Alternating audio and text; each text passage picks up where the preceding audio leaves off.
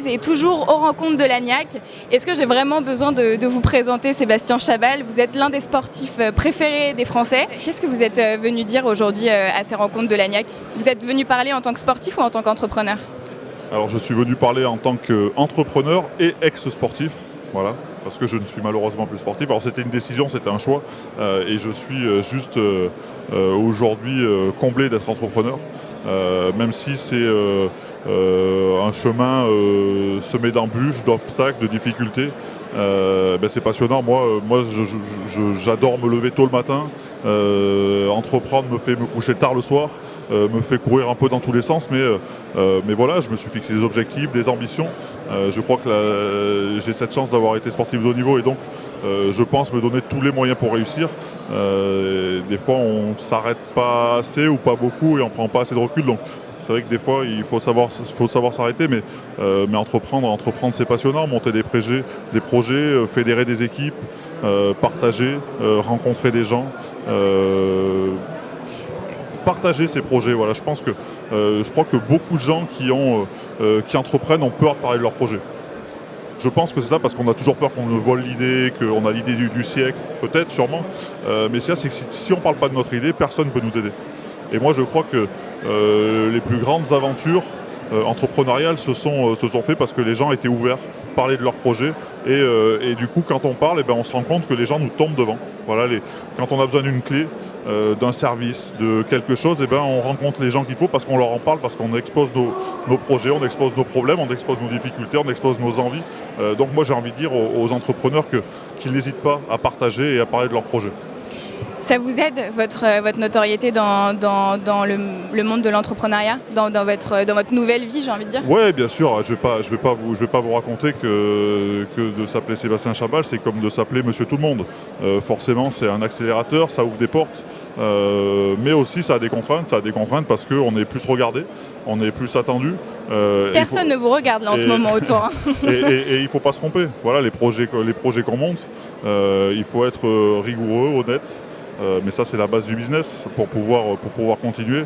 Voilà, ne pas imaginer faire que du one shot. Voilà, moi ce que je construis c'est dans la durée, comme les relations professionnelles et amicales. Donc ouais, c'est quelque part un avantage et c'est ce que je dis aux sportifs de haut niveau qui préparent leur reconversion. Je leur dis voilà, pareil, parle de tes projets parce que tu as la chance d'avoir un écosystème autour de toi qui est bienveillant et qui a qu'une envie, c'est de t'accompagner et de t'aider. Comme la BPI. Comme la BPI, exactement, parce qu'aujourd'hui, je me demande si la BPI est encore une banque. Très honnêtement, j'ai envie de dire que j'ai l'impression que la BPI, le métier de la banque au sein de la BPI est un prétexte pour leur permettre d'accompagner et de faire se rencontrer les gens et leur permettre de faire avancer leurs projets.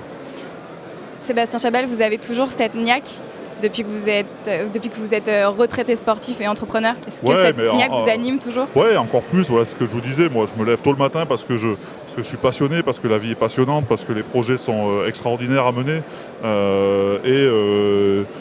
Et voilà, je pourrais presque m'arrêter et rien faire, mais j'ai pas envie. J'ai pas envie de m'asseoir dans mon canapé et d'attendre la mort. J'ai qu'une envie, c'est de monter des projets, travailler avec des équipes, rencontrer des gens, rencontrer des hommes et réussir ensemble, gagner ensemble.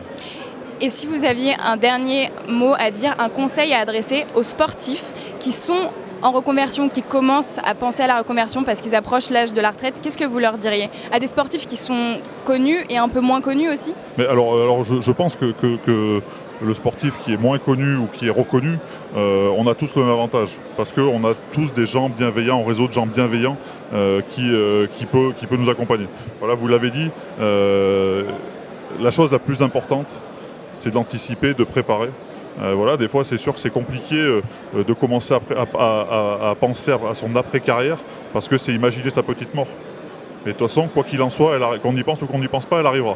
Donc autant l'anticiper et préparer cette reconversion qui, avec de l'échange, de la communication, peut se passer très très bien. Et il ne faut pas avoir peur de l'avenir, il ne faut pas avoir peur de demain, il ne faut pas avoir peur de tomber dans le monde de l'entreprise parce que c'est un monde qui est juste génial et où on peut s'épanouir tout autant que quand on est sportif. Voilà, moi j'adore. C'est une belle aventure. Moi quand je serai vieux, que je me retournerai, très honnêtement, vu comment mon début de carrière, de deuxième carrière commence, je pense que je me retournerai et je me dirais quelle a été ta vie professionnelle la plus passionnante. Est-ce que ça a été celle de sportif ou est-ce que ça a été celle d'entrepreneur? Vraiment, je commence à me poser la question aujourd'hui tellement je suis passionné. Justement. Voilà. Merci beaucoup Sébastien Merci Chaval et revenez nous voir sur We Do Biz. Avec plaisir. Merci. À bientôt.